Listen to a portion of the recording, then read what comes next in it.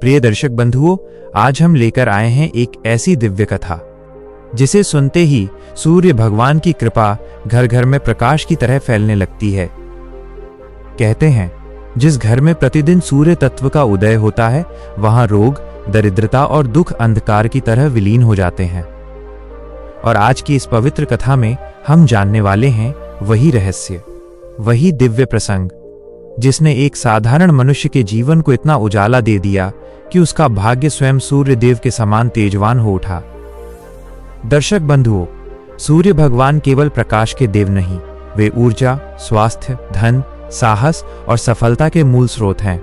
उनकी कृपा से मनुष्य का जीवन अंधकार से उजाले की ओर, कष्ट से कल्याण की ओर और दुर्भाग्य से सौभाग्य की ओर बढ़ने लगता है। लेकिन कथा आरंभ करने से पहले मैं आप सभी माताओं, बहनों, भाइयों और श्रद्धालुओं से विनम्र निवेदन करना चाहता हूं। इस कथा को अंत तक अवश्य सुने, क्योंकि शास्त्रों में कहा गया है, जो मनुष्य सूर्य भगवान की कथा श्रद्धा से सुनता है, उसके जीवन में तेज, आयुष्य और समृद्धि बढ़ती चली जाती है। और यदि आपके हृदय में सूर्य देव के प्रति सच्ची आस्था है, तो इस वीडियो को एक लाइक दें और हमारे चैनल शिव इनसाइट को सब्सक्राइब करके सूर्य की तरह उज्जवल ज्ञान से जुड़ जाएं। क्योंकि जहां सूर्य भगवान की कृपा होती है, वहां रोग दूर होते हैं, भाग्य का उदय होता है और जीवन में ऐसा प्रकाश फैलता है जो कभी मंद नहीं पड़ता। तो चलिए प्रिय दर्शक बंधुओं, मन को शांत करें, श्रद्धा को हृदय में बैठाएं और आरंभ करते हैं ये पवित्र, अद्भुत और प्रेरणादायक कथा, सूर्य भगवान की असीम कृपा और तेज का दिव्य रहस्य। बहुत समय पहले की बात है, जब धरती पर ऋषियों और तपस्वियों का प्रभुत्व था, जब मनुष्य का हृदय सरल था और देवताओं के साथ संवाद साधना असंभव नहीं माना जाता था। तभी हिमालय की एक शांत और एकांत घाटी में एक युवक रहता था। उसका नाम था आरुण। एक ऐसा युवक जिसके भीतर एक असाधारण तेज, एक असाधारण निष्ठा और एक अगाध विश्वास जन्म से ही विद्यमान था। परंतु उसका जीवन किसी महान भविष्य की ओर बढ़ने के लिए नहीं, बल्कि अपने परिवार, अपने गांव, अपनी परिस्थितियों और अपने संघर्षों के बोझ से दबा हुआ लगता था। उसके पिता एक साधारण काष्ठ कारीगर थे, जिनकी मेहनत का फल इतना कम था कि परिवार एक वक्त की रोटी के लिए संघर्ष करता। उसकी माँ दिन भर खेतों में काम करती, परंतु जब घर लौटती तो थकान के साथ साथ भीतर एक गहरी चिंता भी लिए रहती कि आज का दिन तो निकल गया, पर कल क्या होगा। आरुण हर रात अपनी माँ को चुपचाप आंसू पोंछते देखता, अपने पिता को अंधेरे में बैठकर अधूरी लकड़ी को तराशते देखता, पर स्वयं कुछ नहीं कर पाता, क्योंकि गरीबी के अलावा उनके जीवन में एक और शत्रु था। वह था बीमारी, जो हर कुछ महीनों में गांव पर टूट पड़ती थी और कई औरतों, बच्चों, बुजुर्गों की जान ले लेती थी। गांव के लोग इसे सौर शाप कहते थे। उनका विश्वास था कि जब सूर्यदेव अप्रसन्न हो जाते हैं, तब प्रकाश का संतुलन बिगड़ता है और रोग धरती पर फैलते हैं। वैद्य भी यही कहता, ये सामान्य रोग नहीं, ये सूर्यदेव की इच्छा के बिना नहीं मिट सकता। ऐसे वातावरण में जन्मा पला आरुण बचपन से ही देवताओं में अपार विश्वास रखता था, पर वो जानता था कि पूजा, अनुष्ठान, मंत्र, ये सब तब तक अधूरे हैं जब तक मन में निर्मलता, सत्य और दृढ़ संकल्प न हो। उसके भीतर ये विश्वास धीरे धीरे एक लक्ष्य, फिर एक धुन और फिर एक दिव्य बुलावे में बदल गया। लेकिन वो ये समझ नहीं पाता था कि उसका मार्ग क्या है, उसके लिए क्या नियति लिखी गई है। परंतु एक दिन ऐसा आया जिसने उसके जीवन की दिशा पलट दी। गांव में अचानक भयंकर महामारी फैल गई, हवा भारी हो गई, जल सूखने लगा, पशु मरने लगे, बच्चे रोने लगे, लोग एक दूसरे को सहारा देने में असमर्थ हो गए। कोई कुछ समझ नहीं पा रहा था, मानो अदृश्य काल का हाथ पूरे गांव की गर्दन पर आ बैठा हो। उसी समय गांव के वैद्य ने सभा बुलाई और सबके सामने घोषणा की, ये रोग अपनी प्रकृति में असामान्य है, इसे मिटा सकता है तो केवल सूर्य का तेज, सूर्य की कृपा, सूर्य का स्पर्श। लोग घबरा गए। सूर्य देव तक पहुंचना, ये सुनना आसान था, पर करना असंभव। तभी एक वृद्ध खड़ा हुआ और बोला, हमारे पुरखों ने कहा है कि सूर्य देव तक वही पहुंच सकता है जिसका हृदय सच्चा हो, जो तप और त्याग की अग्नि को धारण कर सके। सभी की नजरें अनायास ही आरुण पर जा टिकीं। वो सबसे युवा था, पर भीतर से सबसे दृढ़, सबसे शांत, सबसे निर्मल। लोग उसके पास आए और बोले, तुम्हें जाना होगा, तुम्हारे सिवा कोई नहीं।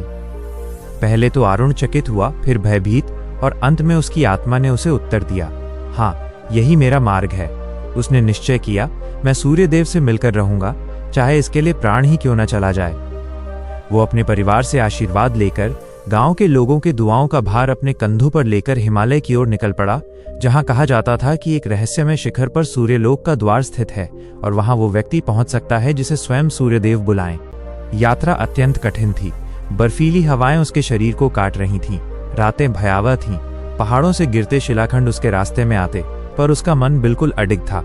वो चलते चलते कई बार गिरा, बेहोश हुआ, भूखा रहा, पर हर बार उसके भीतर एक आवाज गूंजती, चलते रहो, तुम करीब हो। एक रात जब बर्फ का तूफान इतना भयंकर था कि लगता था कि अगली सुबह सूरज उगेगा ही नहीं, तब उसकी चेतना लगभग समाप्त हो गई। उसे लगा कि सब खत्म हो गया। तभी उसे एक दिव्य स्वर सुनाई दिया, गहरी, शांत और शक्ति से भरी आवाज, आरुण उठो। उसने धीरे धीरे आंखें खोली और उसके सामने दिखा एक विशाल सिंह, पर वो साधारण सिंह नहीं था। उसके केश अग्नि जैसे लाल थे, आंखें तेजस्वी और देह सूर्य की किरणों जैसी चमकती हुई। वह बोला, मैं वहात हूं, सूर्यलोक का प्रहरी। सूर्यदेव तक पहुंचने की इच्छा हर मनुष्य रखता है, पर मैं केवल उसी को अनुमति देता हूं जो भय, असत्य और कमजोरी पर विजय पा सके। तुम्हारी परीक्षा होगी। पहली परीक्षा थी भय की। सिंह बोला, मेरी आंखों में देखो और अपने भीतर के भय पर विजय प्राप्त करो। आरुण ने उसकी आंखों में देखा और उसे अपने भीतर छिपे भय दिखाई देने लगे। गरीबी का भय, असफलता का भय, परिवार को खोने का भय, मृत्यु का भय। पर उसने नजरें नहीं हटाईं। उसकी आत्मा मजबूत थी। सिंह बोला, धैर्य और सत्य की आग वाला मनुष्य ही देवताओं का पात्र होता है। फिर दूसरी परीक्षा हुई अग्नि की। वहात ने अग्नि प्रकट की और कहा, इस अग्नि में प्रवेश करो। यह अग्नि असत्य और पाप को जलाती है, पर सत्य को नहीं। आरुण ने बिना सोचे अग्नि में कदम रख दिया और अद्भुत हुआ, अग्नि ने उसे जलाया नहीं, बल्कि उसके मन की सारी दुर्बलताएं उसमें गलकर समाप्त हो गईं। वहात ने गर्जना की, तुम योग्य हो। सूर्यलोक का द्वार तुम्हारे लिए खुल गया। अगले ही क्षण चारों ओर स्वर्ण प्रकाश फैल गया और आरुण खुद को एक ऐसे लोक में खड़ा पाया जहां हर वस्तु प्रकाश से निर्मित थी। पहाड़ तरल स्वर्ण जैसे, नदियां प्रकाश के झरनों की तरह बहती हुई, आकाश चमकता हुआ और हवा में ऊर्जा का कंपन। तभी एक विशाल प्रकाश चक्र फटा और उसमें से प्रकट हुए सूर्यदेव। उनका रूप इतना तेजस्वी था कि आरुण को आंखें बंद करनी पड़ीं। 1000 सूर्यों का प्रकाश उनके शरीर से निकल रहा था, पर उनके नेत्रों में करुणा थी। सूर्यदेव बोले, आरुण, तुम्हारी तपस्या, विश्वास और निष्ठा ने मुझे यहां बुलाया है। बताओ, तुम क्या चाहते हो? आरुण ने हाथ जोड़कर कहा, भगवन, मेरा गांव रोग से नष्ट हो रहा है। मैं उनसे प्रेम करता हूं। मैं उनके लिए आया हूं। सूर्यदेव मुस्कुराए और बोले, जो दूसरों के लिए त्याग करता है वही सच्चा भक्त होता है। मैं तुम्हें एक वर देता हूं। उन्होंने अपनी हथेली उठाई और उसमें से प्रकाश का एक छोटा पर अत्यंत तेजस्वी गोला निकला। उन्होंने कहा, यह सूर्य तत्व अमृत है। इसे अपने गांव ले जाओ। इसे पानी में मिलाना और जो भी इसे पिएगा वो रोग मुक्त होगा। पर याद रखना, ये अमृत केवल सत्यनिष्ठ, निर्मल हृदय वालों पर कार्य करेगा।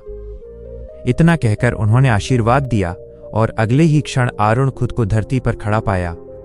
उसकी यात्रा का पहला चरण पूरा हो चुका था, पर यह तो बस शुरुआत थी, क्योंकि अभी उसे ये नहीं पता था कि प्रकाश जितना शक्तिशाली होता है, अंधकार उतना ही ईर्ष्यालु हो जाता है, और प्रकाश के इस प्रवाह को रोकने के लिए अंधकार अब पृथ्वी की ओर बढ़ रहा था। जब आरुण सूर्यलोक से लौटकर धरती पर पहुंचा तो उसके चारों ओर फैला वातावरण पहले जैसा नहीं था। हवा में एक अनजाना भारीपन था, हवा स्थिर थी और जंगलों में जीवन का कोलाहल भी मानो कहीं गायब हो गया था। उसे लगा मानो धरती उसकी प्रतीक्षा कर रही हो, या शायद किसी अनकहे तूफान के आने की पूर्व सूचना दे रही हो। वो सूर्यदेव द्वारा दिए गए तेजस्वी अमृत तत्व को अपने सीने से लगाकर तेजी से गांव की दिशा में बढ़ा, क्योंकि उसके मन में केवल एक ही बात थी, गांव के लोग, उसका परिवार और वो सैकड़ों लोग जो अब भी बीमारी से जूझ रहे होंगे। जैसे जैसे वो गांव के पास आता गया, उसे अपने पैरों के नीचे धरती की हल्की कंपकंपाहट महसूस होने लगी और पेड़ों की शाखाएं अनायास ही एक ही दिशा में झुकने लगी थीं, मानो किसी अदृश्य शक्ति का आकर्षण उनमें प्रवाहित हो रहा हो। जब वो अंततः गांव के बाहरी हिस्से तक पहुंचा तो वो दृश्य देखकर उसका हृदय जैसे थम गया। पूरा गांव धुएं से घिरा था, घरों के दरवाजे टूटे पड़े थे और हवा में एक ऐसी गंध थी जो बीमारी से कहीं अधिक भयावह थी। वो तुरंत गांव के केंद्र की ओर दौड़ लगा दी। वहां पहुंचकर उसने देखा कि गांव वाले एक वृक्ष के नीचे सिमटे हुए थे, रो रहे थे और पुरुषों की आंखों में भय का ऐसा स्वरूप था जैसा उसने जीवन में कभी नहीं देखा था। आरुण को देखते ही कुछ लोग उसकी ओर दौड़े और बोले, आरुण, तुम आ गए, पर जल्दी करो, जल्दी, इससे पहले कि वो फिर लौट आए। आरुण ने सांसें रोककर पूछा, कौन? क्या हुआ यहां? तभी भीड़ के भीतर से वैद्य बाहर आया। उसका चेहरा स्याह पड़ गया था।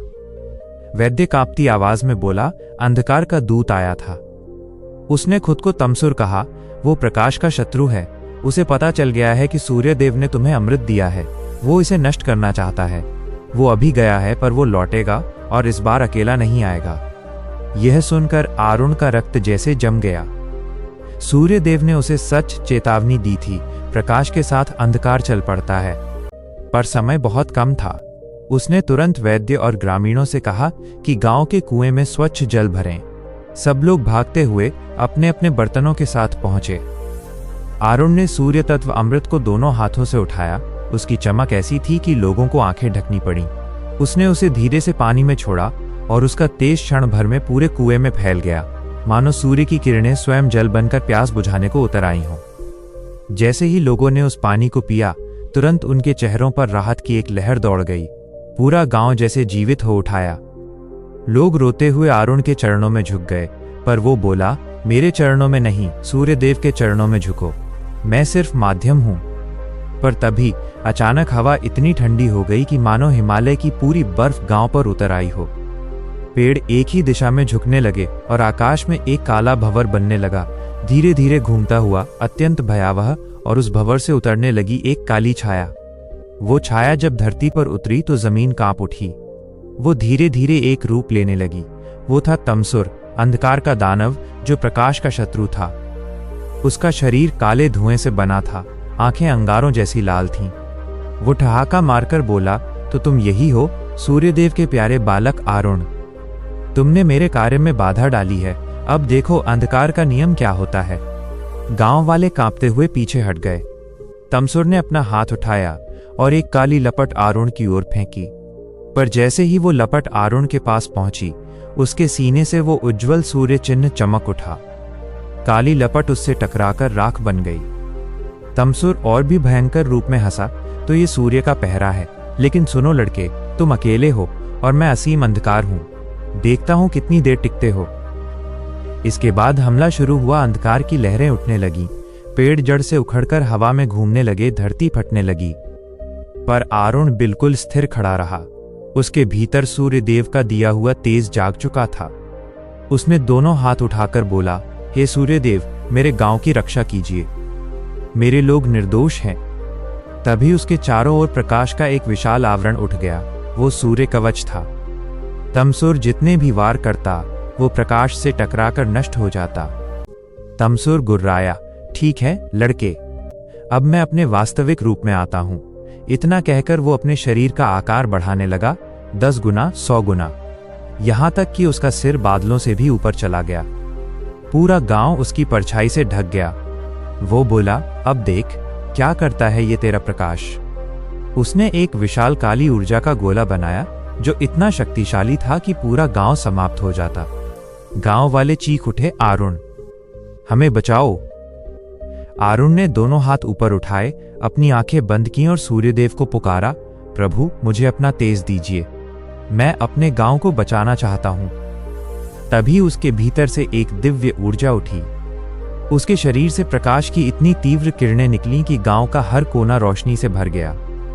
उसकी हथेलियों के बीच अचानक एक सूर्य चक्र प्रकट हुआ, शुद्ध तेज का चक्र। तमसुर तेज गर्जना करके बोला, ये शक्तियां मनुष्य के लिए नहीं है।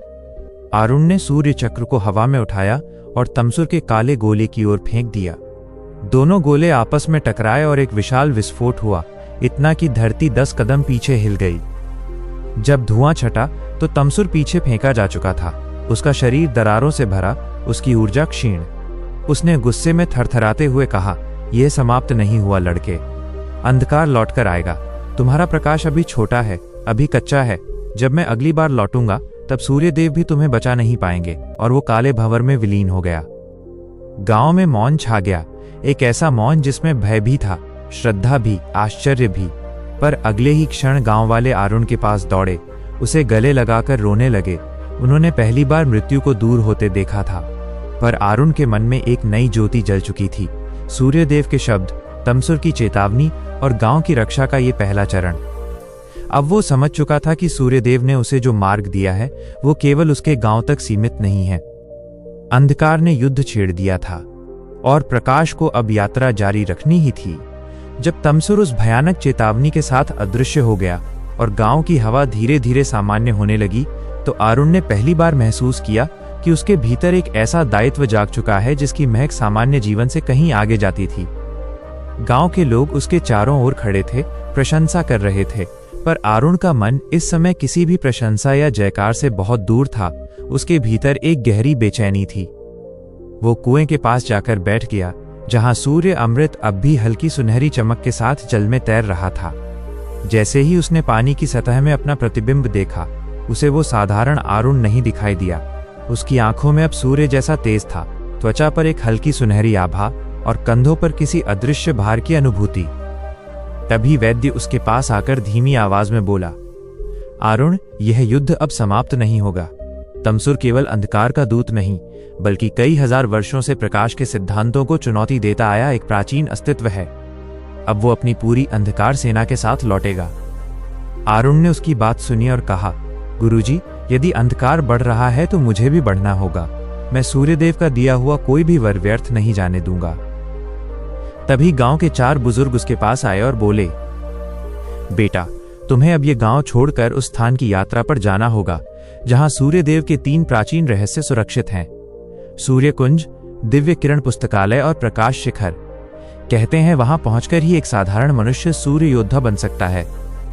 ये सुनकर आरुण के भीतर मानो एक अग्नि जल उठी।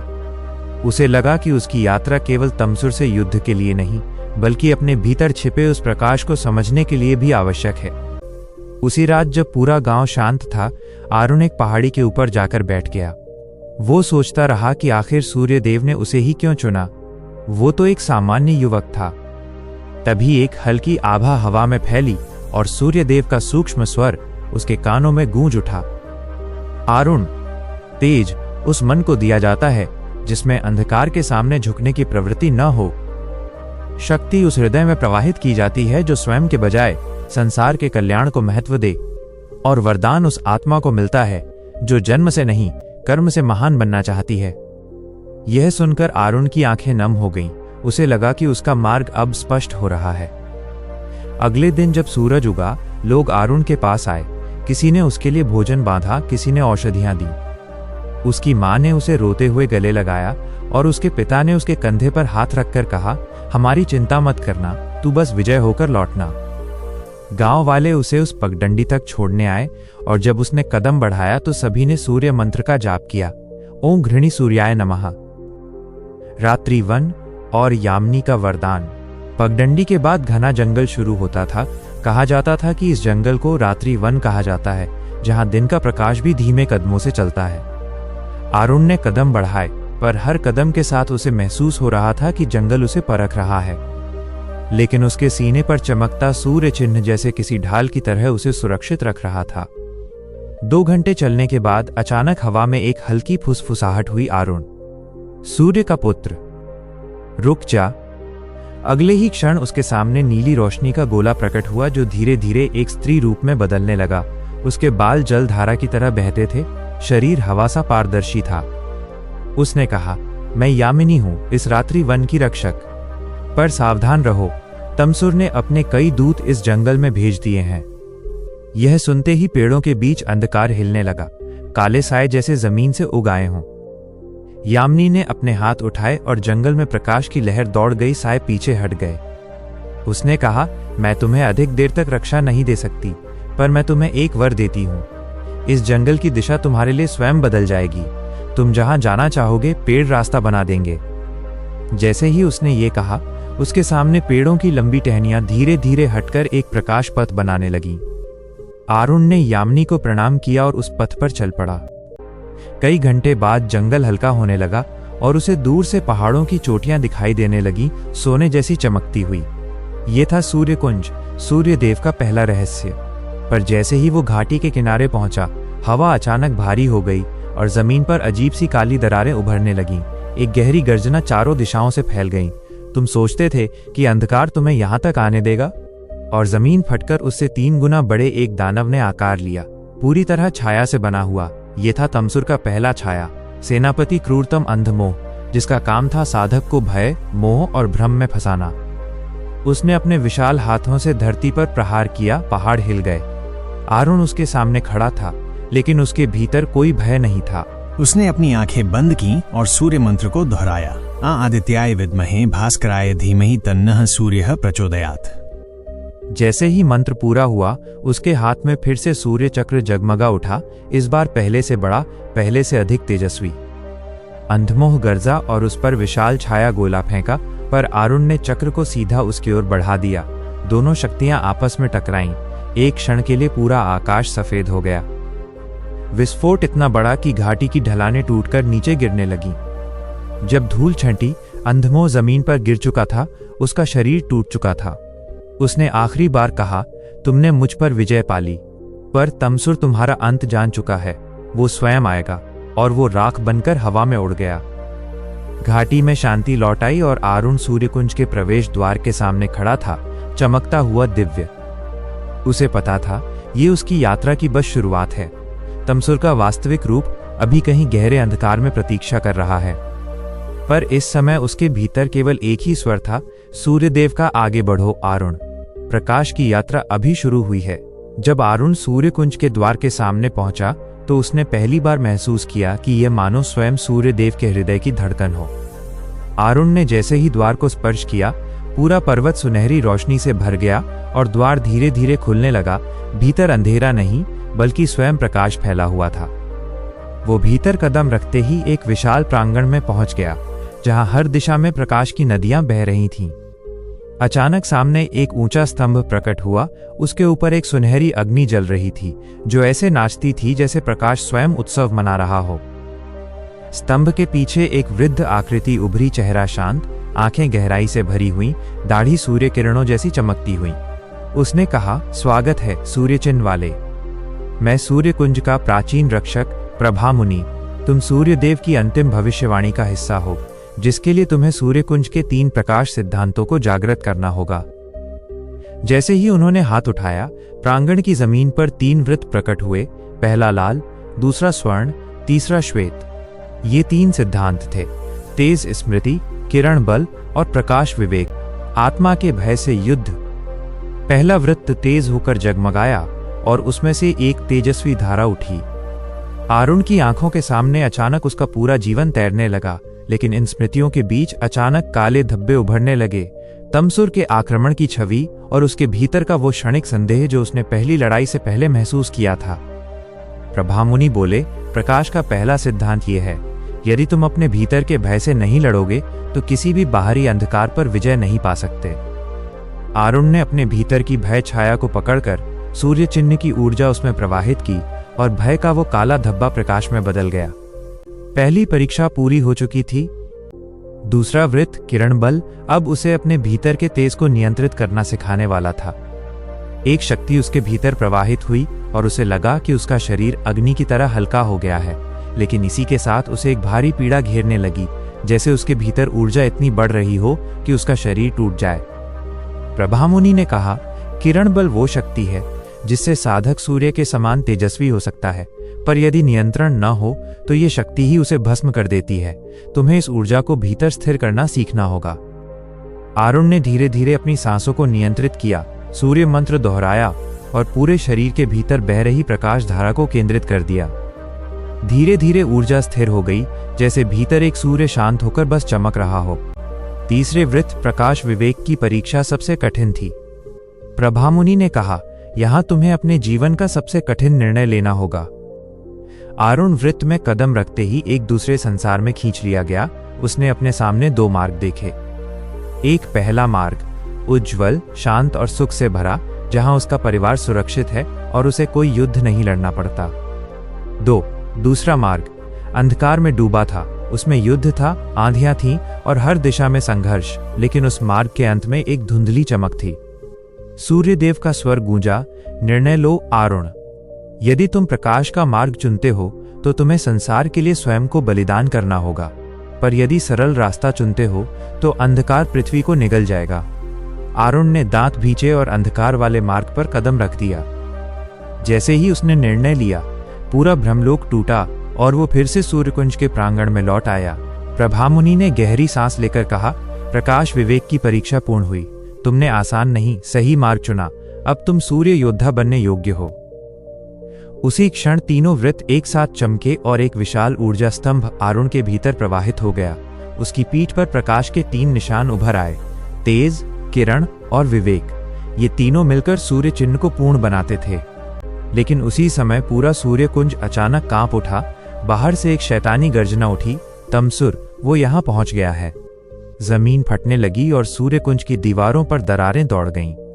प्रभामुनि ने तुरंत आरुण के चारों ओर एक सुनहरी ढाल बना दी। आरुण, अब तुम्हें यहां से निकलना होगा। सूर्यकुंज अब सुरक्षित नहीं है। दिव्य किरण पुस्तकालय पहुंचो। वहां तुम्हें वो ज्ञान मिलेगा जिससे तमसुर के वास्तविक रूप का नाश किया जा सके। प्रभामुनि मुस्कुराए, रक्षक का काम रक्षण करना है, न कि बचकर भागना। जाओ आरुण, पृथ्वी का भाग्य अब तुम्हारे हाथ में है। जैसे ही आरुण बाहर निकला, उसने देखा कि पूरा आकाश काले बादलों और अंधकार के जीवों से भर चुका है। अचानक एक विशाल छाया ड्रैगन उसके सामने उतरा, इतना बड़ा कि उसके पंख फैलते ही पूरा पहाड़ ढक गया। आरुण ने सूर्य चक्र उठाया। अब वो पहले से 10 गुना बड़ा था। उसकी चमक इतनी प्रखर थी कि ड्रैगन के शरीर के हिस्से पिघलने लगे। दोनों के बीच युद्ध शुरू हुआ। अंत में आरुण ने सूर्यकुंज की चोटी से छलांग लगाकर आकाश में ऊंचा उठते हुए सूर्य चक्र को इतनी तीव्रता से घुमाया कि वो सूर्य की तरह जल उठा और उसने चक्र को सीधे ड्रैगन के हृदय में उतार दिया। ड्रैगन चीखा, उसका शरीर फट गया और वो काले धुएं में तब्दील हो गया। पर उसी क्षण नीचे सूर्यकुंज पूरी तरह टूटने लगा। अंदर से प्रभामुनि का अंतिम मंत्र सुनाई दे रहा था, आरुण, प्रकाश को जीवित रखना। और एक विस्फोट के साथ सूर्यकुंज का पूरा पहाड़ ढह गया। आरुण के हृदय में गहरी वेदना उठी, पर वो जानता था कि अब रुकना नहीं है। उसने दूर क्षितिज की ओर देखा, जहां प्रकाश की एक पतली रेखा चमक रही थी। ये थी उसकी अगली मंजिल, दिव्य किरण पुस्तकालय। उसने गहरी सांस ली और पहाड़ से नीचे उतरते हुए कहा, युद्ध अभी शुरू हुआ है। और वो उस दिशा में चल पड़ा जहां उसका भाग्य उसे पुकार रहा था, प्रकाश और अंधकार के अंतिम संग्राम की ओर। जब सूर्यकुंज का पवित्र पर्वत राख और टूटे प्रकाश के स्तंभों में बदल चुका था, आरुण उस विनाश को पीछे छोड़ता हुआ नीचे घाटी की ओर उतर रहा था। हर कदम जैसे किसी भारी स्मृति से भरा हुआ, मानो वो प्रभामुनि की अंतिम सांसों की कंपन अपने भीतर महसूस कर रहा हो।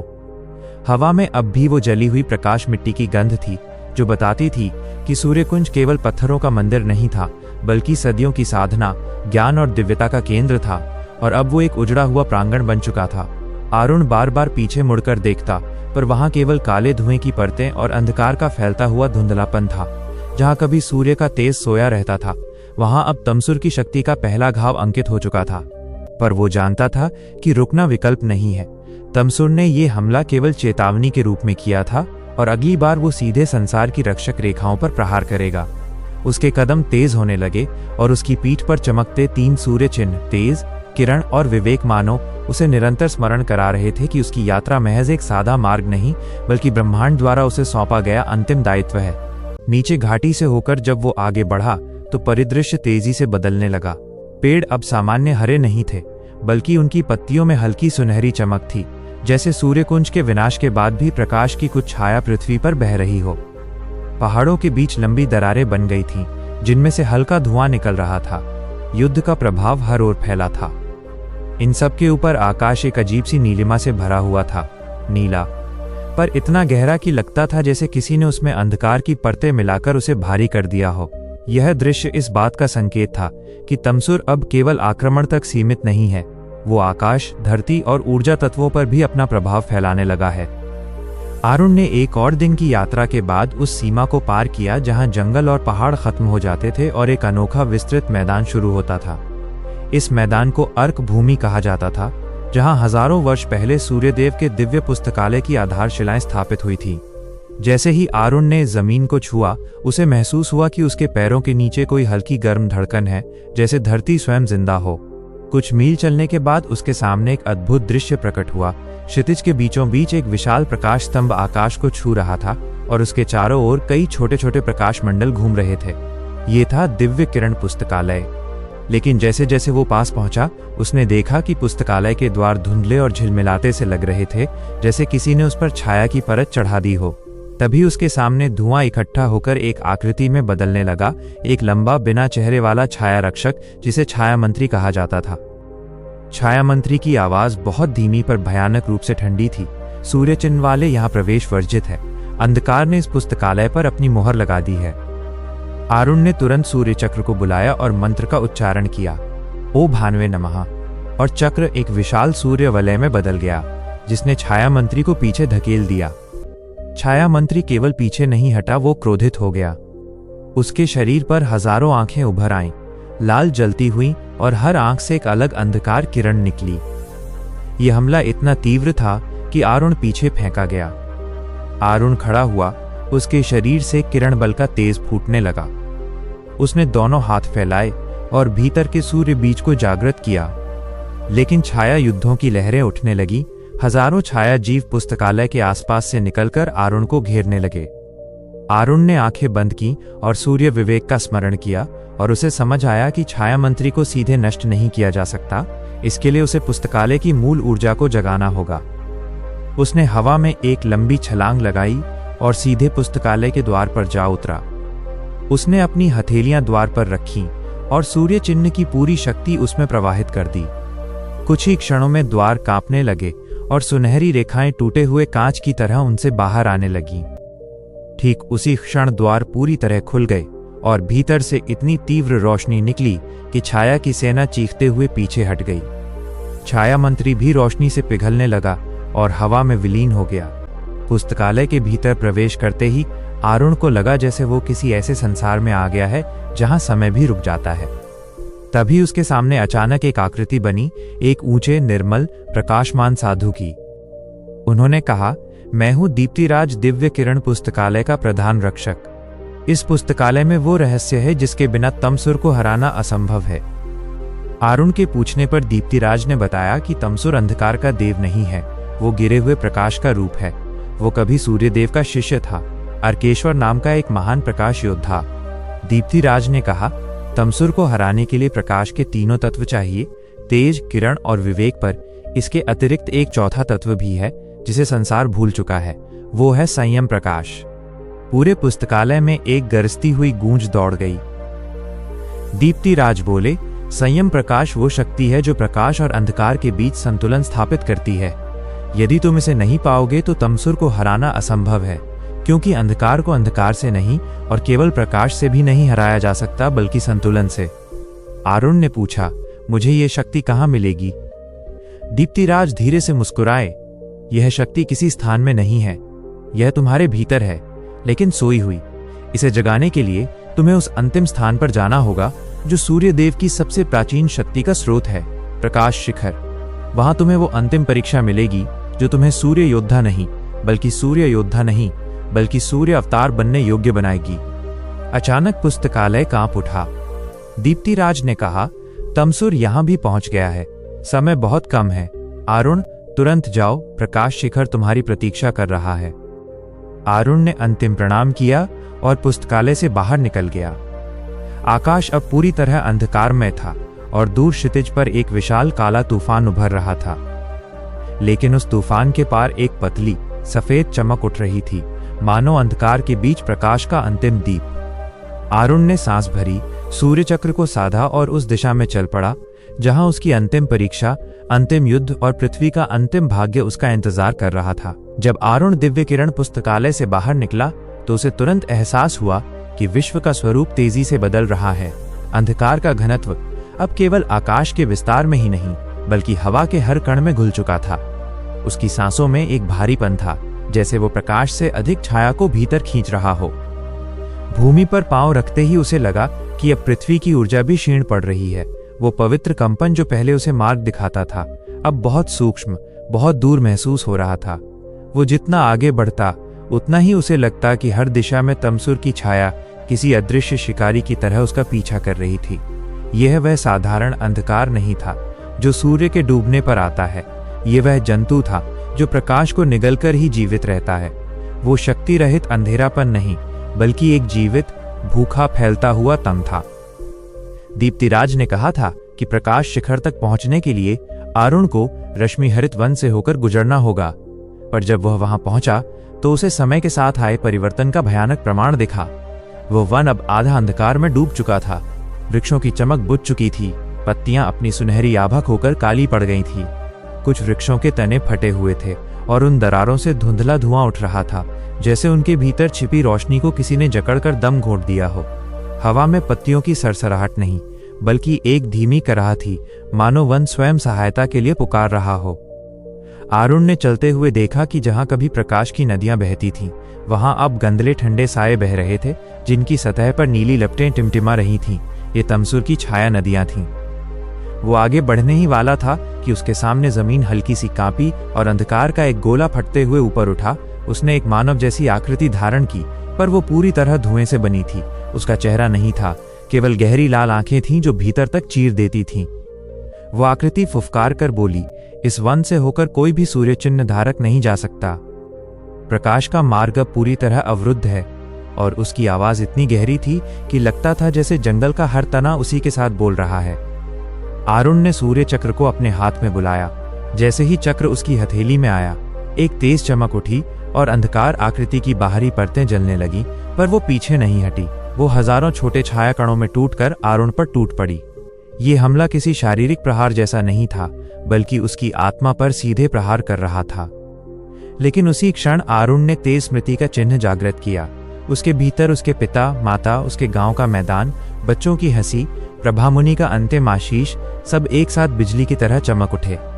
उस स्मृति तेज ने उसके चारों ओर एक और एक परत बना दी और छाया कण उस तक पहुंचने से पहले ही जलने लगे। उसने चक्र को घुमाया और हवा में एक सुनहरी लकीर खींची। वो लकीर सीधी छाया आकृति के केंद्र से गुजर गई और वो आकृति दर्द से चीखती हुई फटकर जमीन में समा गई। पर यह केवल पहला अवरोध था। आरुण ने कदम तेज किए, लेकिन जैसे ही वो वन के मध्य भाग में पहुंचा, उसके सामने एक ऐसा दृश्य प्रकट हुआ जिसने उसे एक क्षण के लिए भी स्तब्ध कर दिया। जहां वन का हृदय था, वहां रश्मि वृक्ष हुआ करता था, पर अब वो वृक्ष जला हुआ था। उसकी शाखाएं राख में बदल चुकी थीं और उसकी जड़ें अंधकार के गोले में कैद थीं। वृक्ष के तने के सामने एक भयानक छाया राक्षस बैठा था, कई हाथ, कई चेहरों वाला, और उसकी प्रत्येक आंख छाया ऊर्जा का स्रोत थी। वो जंगल की ऊर्जा पी रहा था। हर सांस के साथ आसपास की रोशनी बुझ रही थी। उसकी दहाड़ से हवा कांपने लगी। सूर्य चिन्ह धारक, तेरा अंत यहीं तय है। उसने अपने विशाल 6 हाथ फैलाए और उन हाथों से काले भंवर निकलकर आरुण की ओर बढ़े। आरुण ने महसूस किया कि ये भंवर केवल हमला नहीं, बल्कि उसकी ऊर्जा चूसने की शक्ति रखते हैं। उसने किरण बल को जगाया और उसका शरीर हल्का होकर हवा में उठ गया। उसने तेजी से छलांग लगाई और एक प्रकाश किरण को सीधा राक्षस की आंख में फेंका। उस प्रहार से एक आंख फूट गई, पर राक्षस चीखा नहीं। वो हंसा, अच्छा, बहुत अच्छा, लेकिन अभी तू पूरा नहीं है। अभी तेरे भीतर चौथा तत्व नहीं जागा। राक्षस के शरीर के चारों ओर छाया का तूफान उठने लगा, पर उसी क्षण आरुण की आंखों में विवेक चिन्ह जाग उठा और उसे समझ आया कि राक्षस की शक्ति उसके कई हाथों से नहीं, बल्कि जंगल की छाया जड़ों से आ रही है, जो रश्मि वृक्ष की ऊर्जा को चूस रही थीं। उसने चक्र को उठाया और सीधा राक्षस के पीछे पहुंचा। वहां जमीन से कई काली जड़ें निकलकर उसकी पीठ में धसी थीं। वो बिना रुके चक्र से उन जड़ों को काटता गया। हर कट के साथ एक चीख उठती, वन कांपता, रोशनी लौटती। आखिरी प्रहार के बाद जड़ें फट गईं और राक्षस की पूरी देह राख की तरह हवा में उड़ती हुई मिटने लगी। उसका अंतिम वाक्य गूंजा, सावधान रह। प्रकाश शिखर वही नहीं है जो तुम सोचते हो। वहां वो मिलेगा जिसे देखकर प्रकाश भी कांप उठता है। जैसे ही छाया का प्रभुत्व खत्म हुआ, रश्मि वृक्ष का तना हल्का सा चमका और उसकी जड़ों से सुनहरी रेखाएं निकलीं और वन के प्रत्येक वृक्ष में फैल गईं। कुछ ही क्षणों में पूरा वन फिर से हल्के प्रकाश से भरने लगा। अब वन के बाद प्रकाश शिखर घाटी की चढ़ाई शुरू होती थी।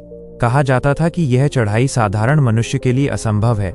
ढलानों पर हवा इतनी तीव्र होती है कि वह मनुष्य की आत्मा को भी छील दे, और शीर्ष पर वह किरणें पड़ती हैं जिन्हें सीधे देखने पर आंखें तुरंत जल सकती हैं। जैसे ही वो जंगल की सीमा से बाहर निकला, उसके सामने बर्फीली चोटियां प्रकट हुईं उनकी ऊंचाई बादलों के आर पार तक थी। घाटी का पहला कदम रखते ही बर्फ नहीं, बल्कि प्रकाश कण उसके पैरों पर चिपके ये जमी हुई किरणें थीं। उसकी आगे बढ़ते ही तेज हवाएं चलने लगीं। उन हवाओं में एक अजीब सी आवाज थी, जैसे उनमें किसी का विलाप, किसी की चेतावनी छुपी हो, वापस लौट जा। प्रकाश शिखर मृत्यु का द्वार है, जो वहां जाता है लौटता नहीं, पर वो नहीं रुका। आधे दिन की कठिन चढ़ाई के बाद वो एक ऐसे मोड़ पर पहुंचा जहां घाटी अचानक दो भागों में विभाजित हो गई। एक रास्ता बहुत आसान दिखता था, जिस पर हल्की सुनहरी चमक बिखरी थी। दूसरा रास्ता अंधकारमय था, उस पर काले पत्थर थे, हवा भारी थी। सहज रूप से कोई भी पहला मार्ग चुने, पर जैसे ही आरुण पहले मार्ग के पास गया, सूर्य चिन्ह की चमक अचानक बुझने लगी। विवेक चिन्ह ने उसे सच दिखाया। पहला मार्ग तमसुर का भ्रम था। उसने दूसरा अंधकारमय मार्ग चुना, और जैसे ही वो उसमें आगे बढ़ा, रास्ता अपने वास्तविक रूप में बदल गया। काले पत्थर सुनहरी रेखाओं में बदल गए, हवा स्वच्छ हो गई। कई घंटों की यात्रा के बाद वह अंततः उस स्थान पर पहुंचा जो किसी भी संसार में अद्वितीय हो सकता था। उसके सामने एक विशाल पर्वत था, पर वह पत्थर का नहीं, बल्कि पूरी तरह प्रकाश से बना हुआ था। उसका हर रेशा, हर परत, हर चोटी शुद्ध प्रकाश थी। यही था प्रकाश शिखर। पर जैसे ही वो पर्वत के आधार पर पहुंचा, उसकी धड़कन तेज हो गई, क्योंकि वहां उस पवित्र स्थान के सामने कोई उसका इंतजार कर रहा था। वो आकृति देखने में मानव सी थी, पर उसके पूरे शरीर से अंधकार बह रहा था। उसकी आंखों में नीली ज्वाला थी, और उसकी पीठ पर टूटे हुए प्रकाश के पंख थे। वो था तमसुर का प्रथम रूप, उसका सबसे पुराना अवतार अर्केश्वर, वही गिरे हुए प्रकाश योद्धा जिसने प्रकाश को त्याग कर अंधकार को अपनाया था। वो धीमे कदमों से आगे बढ़ा और बोला, बहुत अच्छा आरुण, तू यहां तक पहुंच गया। अब प्रकाश शिखर वही दिखाएगा जो सच्चाई है। क्या तू तैयार है उस सत्य को देखने के लिए जिससे स्वयं सूर्यदेव भी कांप उठे थे? उसकी आवाज में ऐसा रहस्य था जो संसार की सबसे कठोर सच्चाई को उजागर करने वाला था, और यही रहस्य आरुण के भीतर चौथे तत्व संयम प्रकाश को जागृत करेगा। आकाश में बिजली चमकी, पर्वत थरथराया और प्रकाश शिखर की शीर्ष किरण रक्तिम हो उठी। युद्ध, सत्य और भाग्य तीनों अब एक ही स्थान पर इकट्ठे हो चुके थे, और आरुण की अंतिम यात्रा अब शुरू होने वाली थी। जब अभिनव प्रकाश की आकृति धीरे धीरे आरुण के समीप आई और उसके चारों ओर हवा, प्रकाश व छाया के असंतुलित प्रवाह से कांपने लगी, तब आरुण ने पहली बार महसूस किया कि संयम प्रकाश का जन्म केवल उसके भीतर नहीं हो रहा, बल्कि पूरी सृष्टि उसकी प्रतिक्रिया दे रही थी। अभिनव प्रकाश का चेहरा नहीं था, पर उसकी उपस्थिति में एक गहरी व्यथा, एक अनकही पुकार थी। अर्केश्वर ने भय और सम्मान से मिश्रित स्वर में कहा, सावधान रहो, सूर्य चिन्ह धारक। अभिनव प्रकाश कोई दैत्य नहीं, पर वो अपनी प्रकृति में इतनी प्रबल है कि यदि तुम्हारी आत्मा एक क्षण भी डगमगाई तो वो तुम्हारे भीतर समा जाएगी। लेकिन आरुण के भीतर संयम प्रकाश की ऊर्जा धीरे धीरे स्थिर, उष्ण और संतुलित होती जा रही थी। उसके आसपास प्रकाश की एक वृत्ताकार परत बन चुकी थी, वही संतुलन जिसकी पराकाष्ठा को दीप्तिराज और प्रभामुनि ने चौथा तत्व कहा था। अचानक अभिनव प्रकाश थम गया और एक कंपन के माध्यम से आरुण से संवाद करने लगा। तभी आरुण के मन में एक आवाज गूंजी, उसके अपने भीतर से, मैं प्रकाश की पहली छाया हूं, वो छाया जिसे सूर्यदेव ने स्वीकार नहीं किया। मैं वो हिस्सा हूं जो प्रकाश की पूर्णता के लिए आवश्यक था, पर मुझे त्याग दिया गया। आरुण का हृदय कांप उठा।